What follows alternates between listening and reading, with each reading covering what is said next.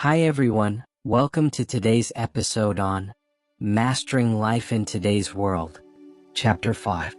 Building Emotional and Mental Resilience. Resilience is not loud. It does not always appear dramatic. It is not the absence of pain. Resilience is quiet strength. It is the ability to bend without breaking, to fall without staying down, to feel pain without losing purpose. In today's unstable world, economically, socially, emotionally, resilience is no longer optional. It is essential. Without it, pressure crushes. With it, pressure strengthens. This chapter explores both the science and the spirit of resilience, showing how emotional and mental strength can be intentionally developed. The science and spirit of resilience. Resilience is not simply a personality trait. Research in psychology shows it is a skill set, something that can be developed over time through habits, perspective, and disciplined thinking. From a scientific perspective, resilience involves cognitive flexibility, the ability to adapt thinking; emotional regulation, managing feelings effectively; meaning-making, finding purpose in adversity; social connection, healthy support systems. But science alone is incomplete. There is also a spiritual dimension. The Bible has long emphasized endurance as a pathway to maturity. Not only so, but we also glory in our sufferings, because we know that suffering produces perseverance. Perseverance, character, and character, hope. Romans 5 verses 3 to 4. Notice the progression. Suffering, perseverance, character, hope. Resilience transforms suffering into strength. The inner architecture of resilience. Resilient people are not immune to pain. They feel disappointment, experience fear, face uncertainty, but they interpret these experiences differently. Instead of asking, "Why is this happening to me?" they ask, "What is this building in me?" The spirit of resilience rests in trust. Trust that trials are not meaningless. The Lord is close to the brokenhearted and saves those who are crushed in spirit. Psalm 34 verse 18. Resilience grows when you know you are not alone in hardship. Like, comment, share, and subscribe for more transformational insights. How to recover from failure and disappointment. Failure is not final unless you allow it to define you. In professional coaching, I have observed that the most successful individuals are not those who avoided failure, but those who processed it correctly. Why failure feels so heavy? Failure attacks ego, identity, confidence, future expectations. It whispers, "You are not capable. You are behind. You should quit." But failure is information, not identity. Peter denied Jesus 3 times. Publicly. Painfully. Yet that same Peter later became a pillar of the early church. Failure did not disqualify him. Though the righteous fall 7 times, they rise again. Proverbs 24 verse 16.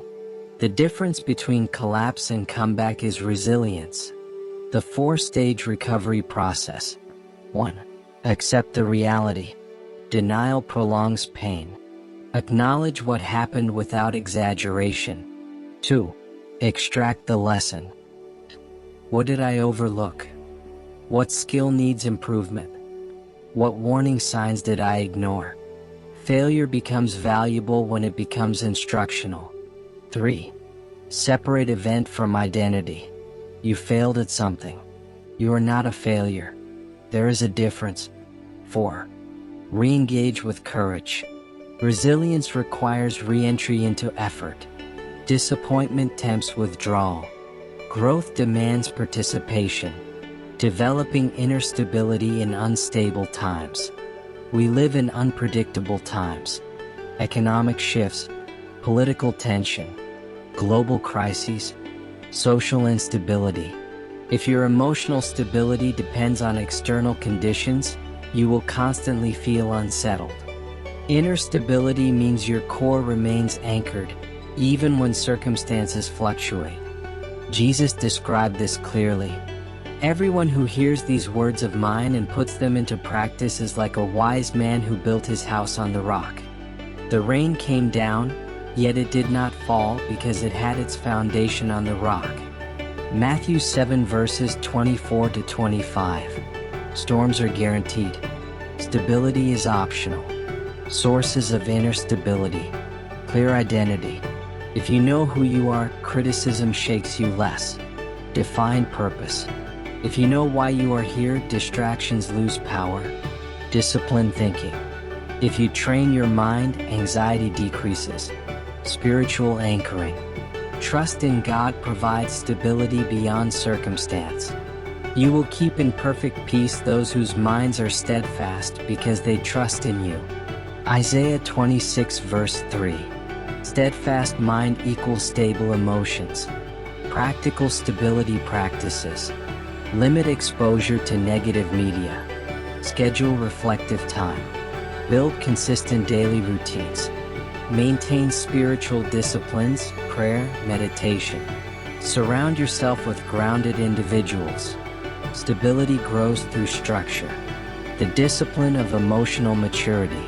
Emotional maturity is not the absence of emotion. It is the management of emotion. An emotionally mature person responds instead of reacts, listens before speaking, accepts responsibility, admits mistakes, controls impulses. Emotional immaturity blames others, explodes under pressure, avoids accountability, operates from pride. Proverbs teaches, better a patient person than a warrior, one with self-control than one who takes a city. Proverbs 16 verse 32. Self-control is greater than conquest. Characteristics of emotional maturity. 1. Self-awareness. You understand your triggers. 2. Self-regulation. You pause before responding. 3. Empathy. You consider others' perspectives. 4. Accountability. You own your behavior without excuses. 5. Long-term perspective. You do not sacrifice future stability for present emotion. Why emotional discipline matters.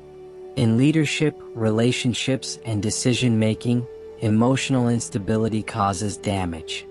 A moment of uncontrolled anger can destroy trust, end opportunities, damage credibility. Resilience requires emotional discipline. Paul encouraged believers, be completely humble and gentle. Be patient, bearing with one another in love. Ephesians 4 verse 2. Patience is strength under control. Like, comment, share, and subscribe for more transformational insights. Resilience as a daily practice. Resilience is not built in crisis alone. It is built in daily habits. It's time you choose calm over panic. Choose faith over fear. Choose growth over complaint. Choose responsibility over blame. You strengthen your resilience muscle. Over time, small disciplines create strong character. The role of faith in resilience. Faith does not remove hardship. It reframes it. For our light and momentary troubles are achieving for us an eternal glory that far outweighs them all. 2 Corinthians 4 verse 17. Faith reminds you that present difficulty is not permanent destiny. Resilience rooted only in willpower eventually weakens. Resilience rooted in faith renews strength. Those who hope in the Lord will renew their strength. They will soar on wings like eagles. Isaiah 40 verse 31. Renewal is ongoing. Conclusion. Becoming unbreakable. You cannot avoid storms. You cannot eliminate disappointment. You cannot control every outcome. But you can build resilience. Emotional and mental resilience allow you to withstand pressure, recover from failure, stay stable in uncertainty, mature through adversity. The world may become more complex. Challenges may intensify. But when your inner life is strong, external instability loses its power.